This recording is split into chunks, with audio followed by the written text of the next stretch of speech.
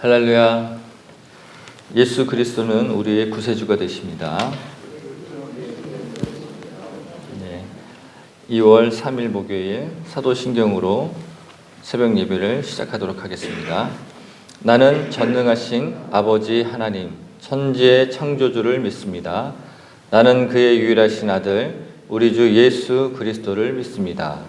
그는 성령으로 잉태되어 동정녀 마리아에게 나시고 본디오 빌라도에게 고난을 받아 십자가에 못 박혀 죽으시고 장사된 지 사흘 만에 죽은 자 가운데서 다시 살아나셨으며 하늘에 오르시어 전능하신 아버지 하나님 우편에 앉아 계시다가 거기로부터 살아있는 자와 죽은 자를 심판하러 오십니다.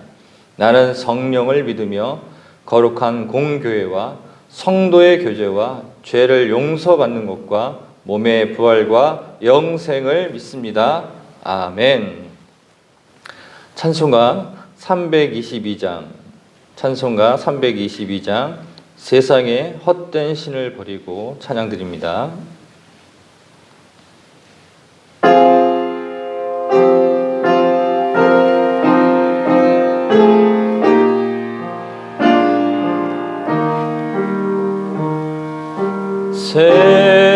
세상의 헛된 신을 버리고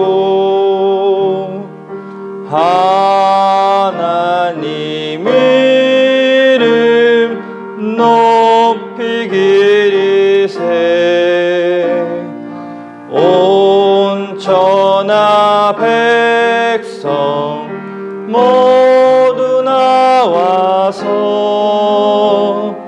다같이 하나님만 섬기세. 세상의 헛된 우상 버리고 인간의 모든 부귀영화와 거짓과 불의 모두 버리고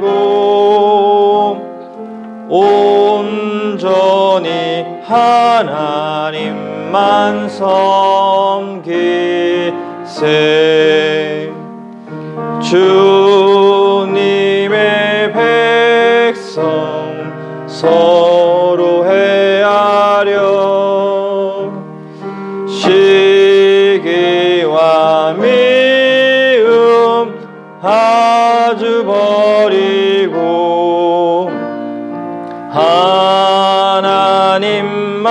하나님만을 홀로 섬기는 천국을 어서 이뤄주소서.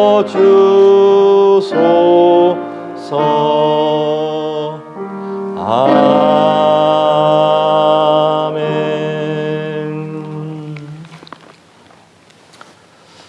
우리를 창조하시고 우리에게 새로운 믿음, 순종의 길을 시작할 수 있도록 인도하시는 하나님 아버지, 오늘도 하늘 문을 여시고 생명의 빛, 당신의 말씀을 받고자 이곳에 나왔습니다. 우리의 영혼에 생명의 빛으로 조명하여 주셔서 오늘도 아브라함처럼 믿음의 여정을 시작하고 또 그 길을 순종하여 하나님께 드리는 예배가 신령과 진정으로 드려지도록 인도하여 주시옵소서. 감사하며 예수 그리스도의 이름으로 기도드렸습니다. 아멘. 오늘 우리에게 주신 말씀은 창세기 13장 1절부터 13절까지 보도록 하겠습니다. 창세기 13장 1절에서부터 13절까지 같이 교독합니다. 아브라함이 애굽에서 그와 그의 아내와 모든 소유와 롯과 함께 내부계로 올라가니 그가 내부계에서부터 길을 떠나 베델에 이르며 베델과 아이 사이에 곧 전에 장막을 쳤던 곳에 이르니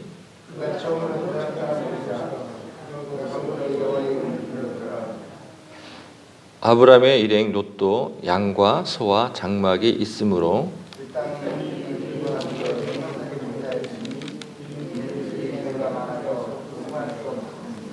그러므로 아브라함의 가축의 목자와 롯의 가축의 목자가 서로 다투고 또 가나안 사람과 브리스 사람도 그 땅에 거주하였는지라.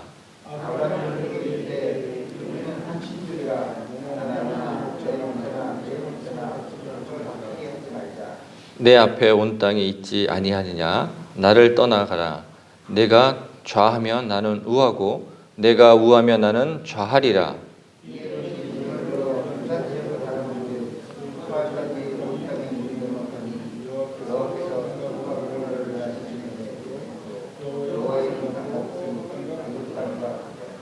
그러므로 롯이 요단 온 지역을 택하고 동으로 옮기니 그들이 서로 떠난지라.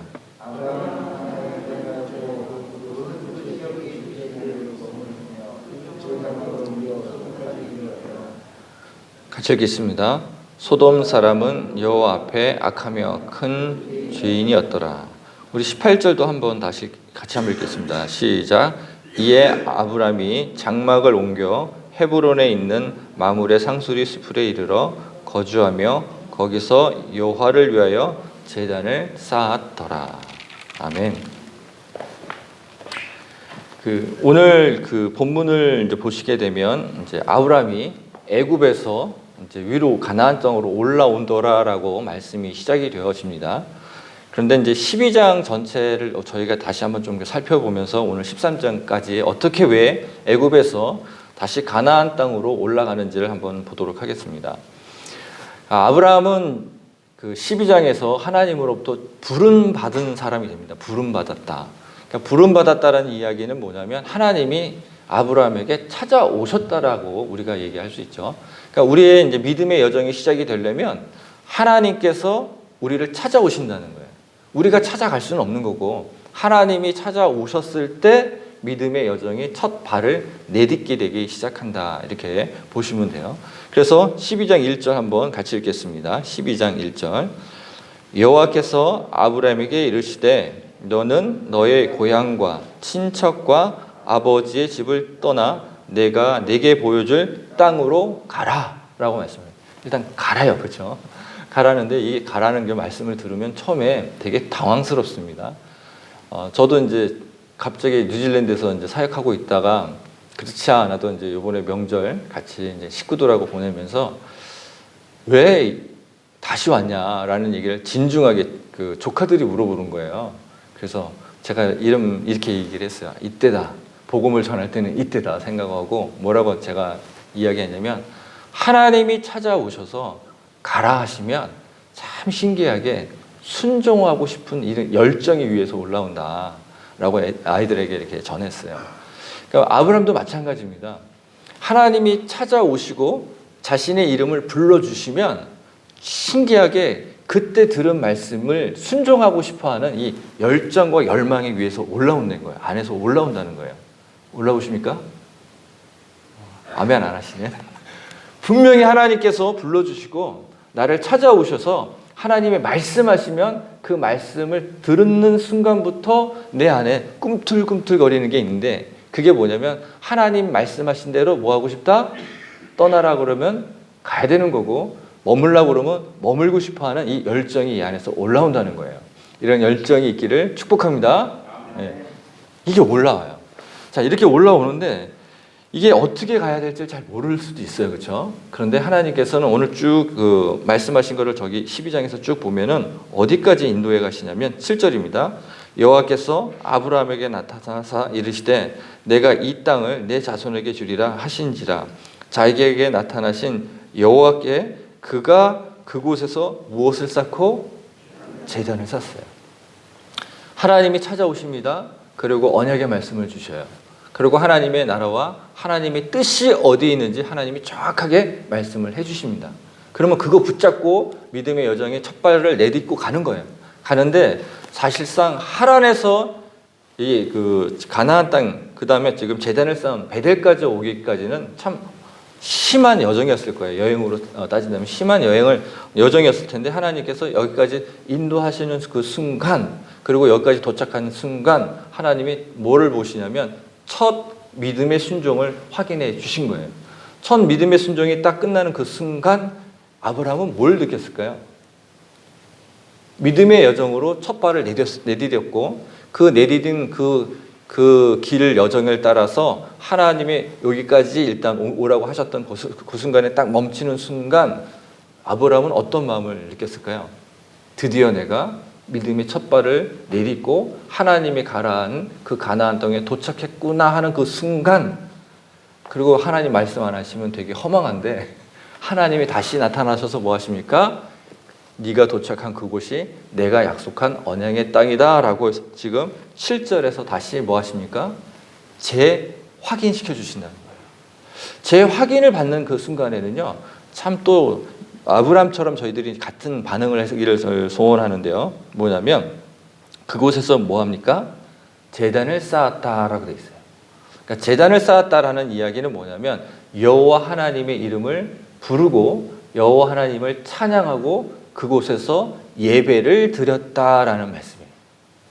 그러니까 하나님께서는요, 너무 감사한 게 뭐냐면 가라고 할 때 이 안에서 가고 싶은 열정을 우리 안에 불어주시면 순종의 발걸음을 뛰게 하시고, 그 순종의 발걸음을 뛴 발걸음 좀 그렇잖아요. 처음에는 어디로 가야 될지 잘 모르지만 정확하게 하나님께서 약속하신 그곳에 도착하면 그 도착하는 그 순간 다시 한번 하나님의 말씀이 임재한다는 거예요.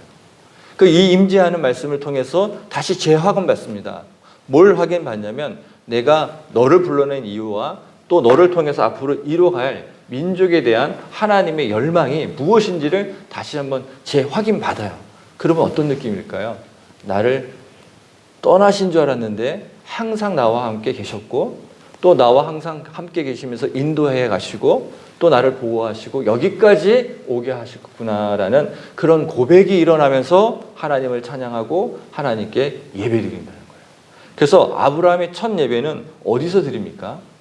말씀을 처음 받은 곳에서 드리지 않았고 어디죠? 하나님이 가라 한 그곳에 도착해서 예배를 드렸다는 게 아브라함이 드렸던 예배의 큰 특징이에요.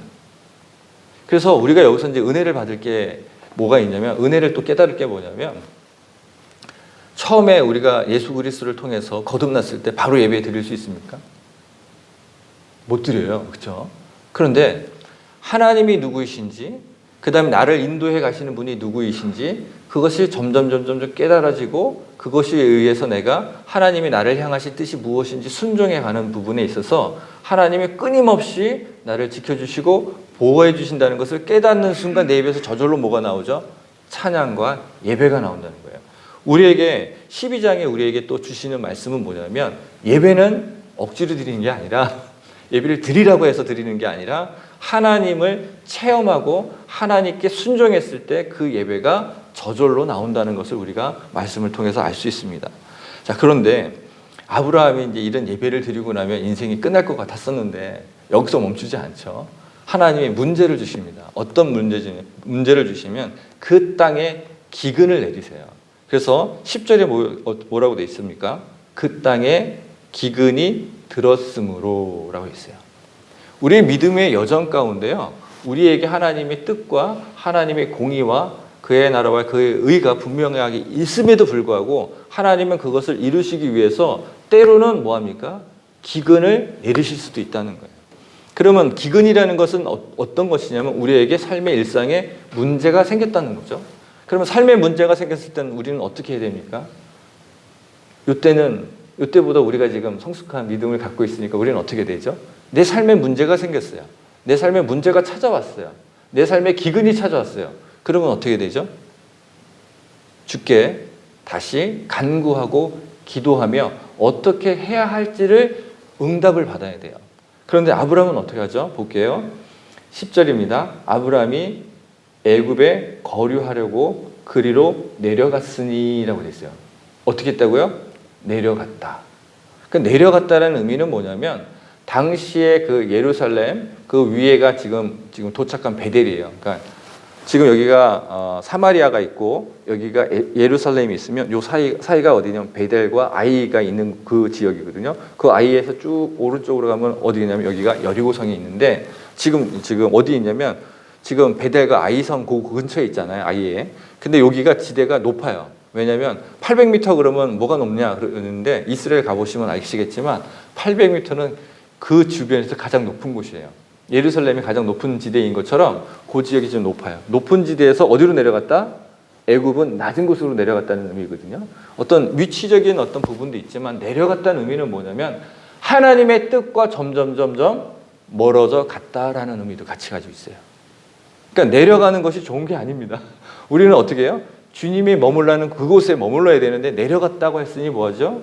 하나님의 언약이 있고 믿음의 그 여정의 길을 계속 그곳에서 지키면서 나가면서 하나님께 그 문제를 어떻게 해결해야 될지를 강구하는데 아브라함은 어떻게 해요?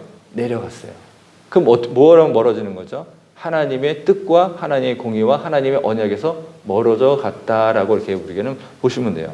그런데 아브라함이 기근이 심하여 내려갔는데 그가 11절입니다. 애굽에 가까이 이르렀을 때 그의 아내 사라에게 말하되 내가 알기에 그대는 뭐하다? 아름다운 자. 아름다운 아내를 많이들 두셨잖아요. 그렇죠? 제 아내도 아름답습니다. 그런데 내 가족을 지키고 내 아내를 지키고 뿐만 아니라 내 목숨을 지키는 일을 어떤 잔꾀를 부리기 시작합니까? 아내가 아니라 누이다. 사실 누이는 맞아요. 그렇죠? 족보상으로는 누이가 맞습니다. 근데 뭐 하는 거죠? 자신의 잔꾀와 자신의 상식으로 뭐를 하려고 합니까? 내 생명과 가족과 모든 친인척들을 지키려고 하는 것이 가장 큰 문제인 거예요. 누구를 찾지 않은 거죠? 하나님을 찾지 않아요. 첫째, 내려간 것부터 문제가 있었고요. 두 번째 뭐합니까? 그 문제를 해결하기 위해서 하나님께 받은 지식과 지혜로서 해결하려고 하는 것이 아니라 자신의 잔꾀를 통해서 그것을 지키려고 했다는 것이 하나님 보시기에 좋았더라? 아니요. 하나님 보시기에 참 안타까운 거예요. 자, 그런데 아이가 처음 자랄 때요. 믿음이 처음 자랄 때 그리고 아이가 처음 자라는 것과 동일하게 어떡합니까? 아이가 그때는 밥을 스스로 먹지를 못해요. 그렇죠? 우리가 먹여줘야 돼요. 믿음도 마찬가지입니다. 하나님이 첫 우리에게 믿음을 주시고 순종에 있는 길로 시작을 해서 예배를 드리고 한 것으로 그걸로 끝나는 게 아니라 더 성숙한 믿음으로 성화되기 위해서 가실 때는 이럴 때는 야단을 치셔도 될 만한 한 일인데도 불구하고 이럴 때는 받는 복이 뭐죠? 야단 대신 뭐합니까? 내가 너를 어떻게 지켜가고 내가 너를 인도해 가는지를 깨닫게 하세요. 그래서 12장 마지막에는 뭐합니까? 다시 어떻게 하죠? 모든 소유를 가지고 어디로 이제 다시 방향을 바꾸는 장이죠. 다시 가나안 땅으로 방향을 바꾸는 장으로 끝나요. 그런데 애굽에서는 아브라함이 예배를 드립니까? 안 드립니까? 안 드려요. 참 재밌는 거죠. 어떤 거냐면 자신의 잔꾀와 자신의 그 지략과 자신의 모략으로 하는 그 일 속에서 자신이 깨닫는 거예요. 내가 이렇게 했으면 하나님께 야단을 맞아야 됨에도 불구하고 그것으로 내가 뭔가를 이뤘다 하면은 그것도 뭐 예배를 드릴 수 있는데 그런 상태에서는 예배가 안 나온다는 거예요.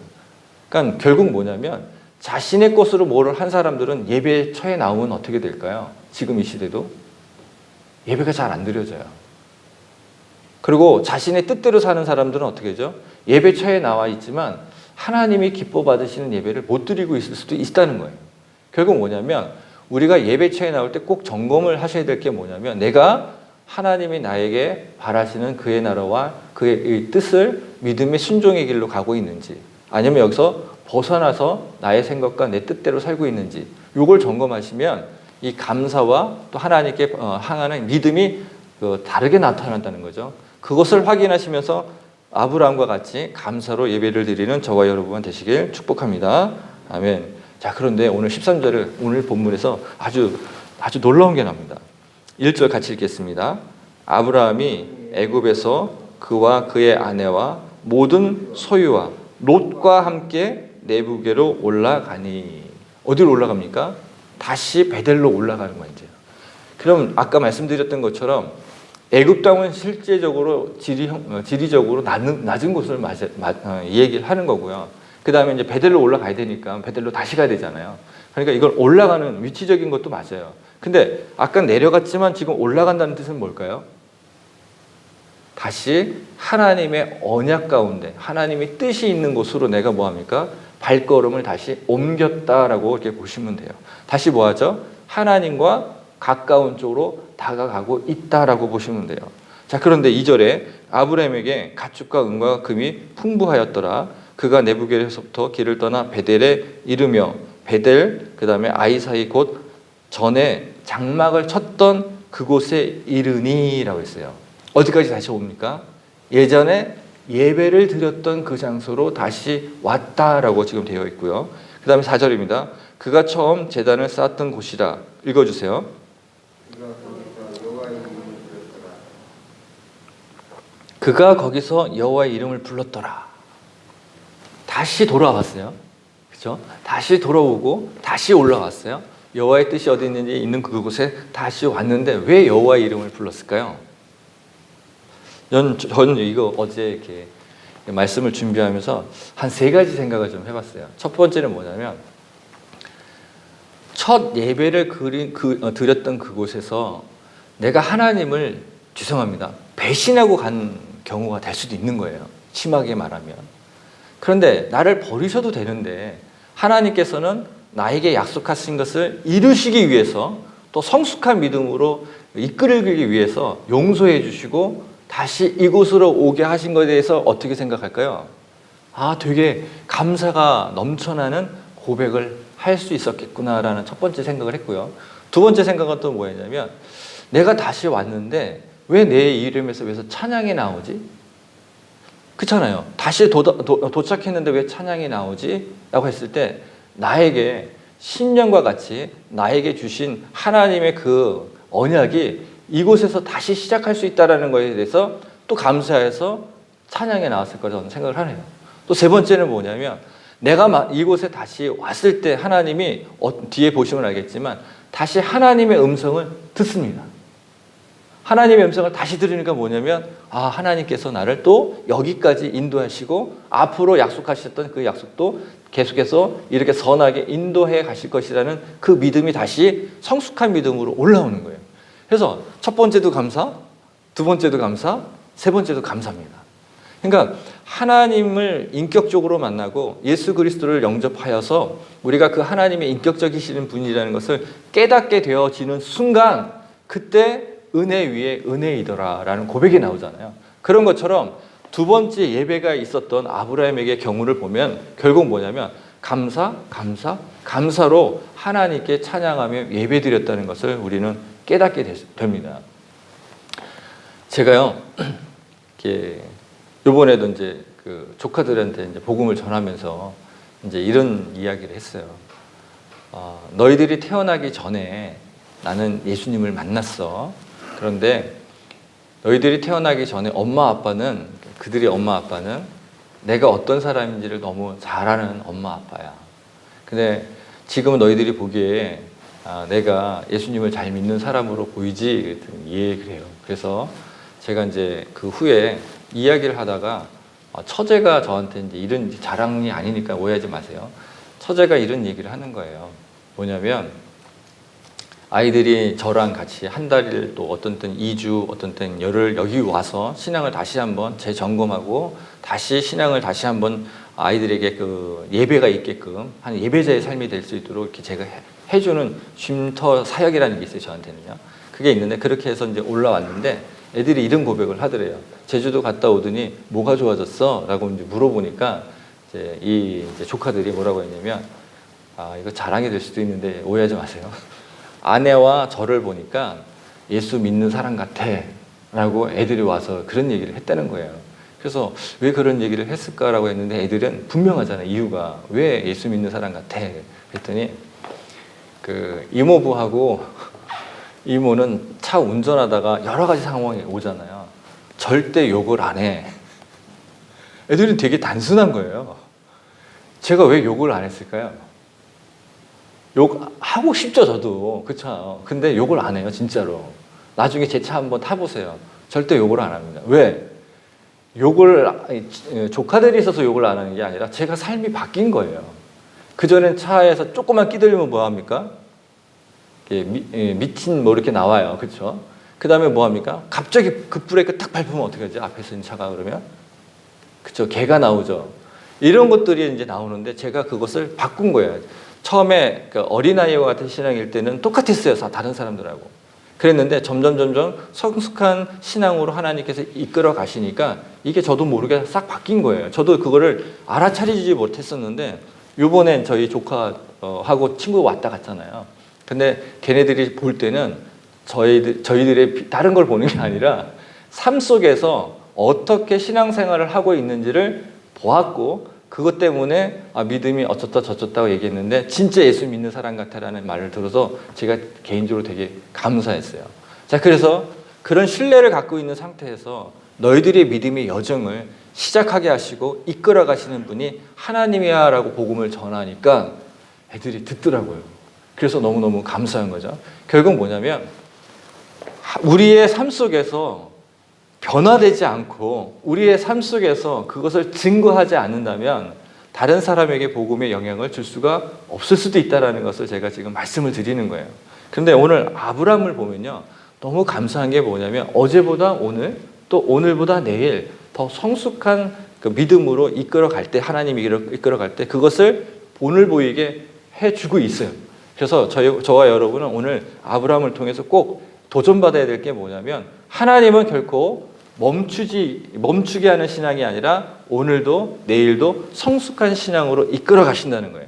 그럴 때 여러분 삶 속에서 변화되는 삶으로 많은 이웃들과 또 가족들에게 선한 영향력을 끼치시기 바랍니다. 자, 그래서 이제 볼게요. 또 5절에 보면 아브라함이 일행 그다음 롯도 양과 소와 장막이 있으므로 그 땅이 동거하는 사람들이 또 넉넉하지 않았으니 이는 그들의 소유가 많아서 동거할 수 없음이라. 이번에 또 문제가 생기죠. 믿음의 여정 가운데 문제가 없으면 좋겠는데 또 문제가 생겨요. 그렇죠? 또 문제가 생기면 어떻게 되죠? 또 욕하고 또 서로가 또 비방하고 뭐 네가 많으니 내가 많으니 네가 먼저 떠나니 내가 먼저니 이거는 우리의 기도 없이 즉흥적으로 나오는 것인데 아브라함은 어떻게 하는지 보도록 하겠습니다. 7절입니다. 그러므로 아브라함의 가축의 목자와 롯의 가축의 목자가 서로 다투고 또 가나안 사람과 브리스 사람도 그 땅에 거주하였는지라. 아브라함이 롯에게 이르되 우리는 한 친족이라 너와 그다음에 내 목자나 서로 뭐하지 말게 하자? 다투지 말게 하자. 다투지 말게 하자는 말씀을 붙잡으시기 바랍니다. 서로 싸우는 거는 하나님 보시기에 안 좋은 겁니다. 그래서 다투지 말게 하자라는 마음이 생겼어요. 그런데 9절에 아브라함이 참 신기한 말을 합니다. 내 앞에 온 땅이 있지 아니하니냐 같이 읽습니다. 나를 떠나가라. 내가 좌하면 나는 우하고 내가 우하면 나는 좌하리라. 참 애매모호한 이야기를 해요. 그렇죠? 좌하면 우하겠고 우하면 좌하겠다. 이제 이런 말을 하게 되는데 처음에 문제가 생겼을 때와 좀 달라진 건 뭐냐면 자신의 선택을 먼저 하는 게 아니라 누구의 선택을 먼저 주죠? 다른 사람이 먼저 하게 하는 뭐가 생기는 겁니까? 여유가 생겼다는 게 참 놀라운 발견입니다. 믿음이 성숙해지면은 하나님께서 나를 인도해 가실 거라는 그 섭리 안에 경륜 안에 내가 먼저 선택하는 게 아니라 누구한테 먼저 선택권을 준다? 다른 사람에게 선택권을 줬다는 게 아브라함의 성숙한 믿음의 진보가 나타납니다. 그러면서 10절에 이렇게 얘기하는데요. 같이 읽습니다. 이에 롯이 눈을 들어 요단 지역을 바라본즉 수알까지 온 땅에 물이 넉넉하니 여호와께서 소돔과 고모라를 멸하시기 전이었으므로 여호와의 동산 같고 애굽의 땅과 같았더라. 지금 롯이 눈을 들어서 봅니다. 땅을 보여요. 왜냐하면 볼 수 있냐면 그곳은 지금 현재 가나안 땅에서 가장 높은 곳이에요. 그러다 보니까 좌우 동서남북이 다 보이는 그런 지대 위에 올라가 있으면서 쭉 봤는데 어디가 보였다고요? 보이는 곳이 되게 중요한데 어디가 보였을까요? 소돔과 고모라 지역이 보였다는 거예요. 근데 소돔과 고모라 지역은 어딜까요? 요단 지역이거든요. 그러면 그곳은 하나님의 언약이 있고 하나님의 뜻이 있고 하나님의 공의가 있는 곳입니까? 아니라는 거죠. 그러니까 지금 롯은 이 안에 뭐가 없죠? 아브라함을 보면서도 하나님이 우리를 어떻게 이끌어 가실 것이라는 뭐가 없냐면 언약이 없으니까 뭐가 보이는 거죠? 눈에 보이기에 좋은 곳이 보이는 거예요. 그렇죠? 그래서 참 이게 안타까운데요. 우리 그 많은 사람들은 뭘 먼저 이렇게 고르죠? 과일도? 제가 여기 골라 보니까요. 안 썩은 게 겉이 안 썩은 걸 먼저 고르잖아요. 우리는 그럴 수 있어요. 그런데 롯도 누가 그럴 수 있어요? 그럴 수도 있다는 거예요. 근데 어디를 선택했느냐가 되게 중요한데 하나님의 언약이 있는 땅, 하나님이 약속이 있는 땅, 하나님의 공의가 있는 땅이 아니라 하나님이 전혀 그것을 약속하지 않는 땅을 쳐다봤다는 게 되게 우리에게는 다시 한번 영적 상태를 점검할 수 있는 좋은 기회가 생깁니다. 뭐냐면 내가 쳐다본 곳이 하나님의 뜻과 언약이 없는 곳이에요. 그런데 롯은 그것을 어떻게 해요? 선택해서 갔어요. 그 이유는 뭐냐면 여호와의 동산 같고 애굽의 땅과 같이 기름진 곳이니까 그곳에 가면 내 가축과 내 모든 소유를 잘 지킬 수 있을 것이라고 떠납니다. 그런데 아브라함이 어떻게 하는지 보도록 하겠습니다. 12절입니다. 아브라함은 가나안 땅에 거주하였고 롯은 그 지역의 도시를 머물며 그의 장막을 옮겨 어디까지 이르렀다? 소돔까지 갔다. 좌함은 우하겠고 우함은 좌하겠다는 게 진짜 정말 그쪽은 우리가 보는 방향에서 우입니다. 우쪽이니까 아브라함은 어디 한 거죠? 좌했는데 그곳이 어디다? 하나님이 언약한 그 땅 안에 머물렀다는 거예요. 그러고 나서 오늘 내일 본문에 있겠지만 18절에 아까 읽었던 것처럼 뭐 합니까? 그곳에 이르러서 뭐 합니까? 여호와의 제단을 쌓고 다시 그곳에서 예배를 드렸더라. 그런데 여호와의 하나님의 말씀이 언제 다시 임하냐면 14절에 보면 어떻게 돼요? 롯이 떠난 후에 다시 임재돼요.